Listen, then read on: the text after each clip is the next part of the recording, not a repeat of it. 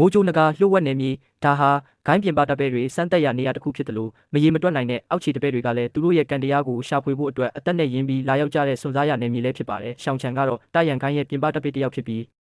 မွေးရပါနတ်ဝိညာဉ်အယိုးအမြင့်မပါလာတာကြောင့်ဂိုင်းထဲမှာဘသူမဆိုနှိပ်ဆက်စော်ကားလို့ရတဲ့အမိုက်တဆလိုဖြစ်နေကြရတာပါ။သူဟာ3နှစ်တိုင်တိုင်ဒီလှုပ်ဝက်နေမည်ထဲမှာတေလူမျိုးပါစွန့်စားဖြတ်တန်းခဲ့ပြီးမိမိကိုယ်ပိုင်ကျင့်စဉ်လမ်းကိုဖောက်ထွက်နိုင်ဖို့ပဲကြိုးစားခဲ့တာဖြစ်ပါတယ်။ဟာအမိုက်ကများနတ်ဆေးပင်ကိုလာထိကျင်သေးတယ်ဒီခုနှစ်ကဲစင်ကျဲဆေးပင်ဟာကိုတော့ငါကပဲတိမ့်လိုက်တော့မယ်ငါပစ္စည်းကိုပြန်ပေးစနစ်စစ်ဆေးချက်လှုပ်ဝက်နေမည်ရဲ့ကျေတာယာကန်ကျမပန်းနိုးထလာပါပြီပြစ်မှတ်ကိုတတ်မှတ်ပြီးပါပြီအမိုက်စရင်အညံ့စားခန္ဓာကိုယ်ကိုဖျက်သိမ်းလိုက်ပါပြီခန္ဓာကိုယ်ဆေးကြောခြင်းအောင်မြင်သွားပါပြီကျေတာယာနတ်ဆေးလုံးပေါ်ထွန်းလာပါပြီချက်ချင်းပဲအောက်ခြေအုံမြင့်တိဆောက်လို့ပြီးသွားပြီငါအတွက်ပောက်ကွဲဆန်းဒါဘယ်လိုလုပ်ဖြစ်နိုင်မှာလဲမင်းလိုအမိုက်ကများငါပစ္စည်းကိုမင်းကများလာယူခြင်းသေးတယ်ပြိုင်ဘက်အားကောင်းမောင်းတန်ကိုအနိုင်ယူပြီးနောက်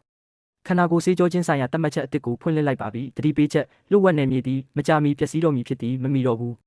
ထွက်ပေါက်ကအပေါ်မှာပဲ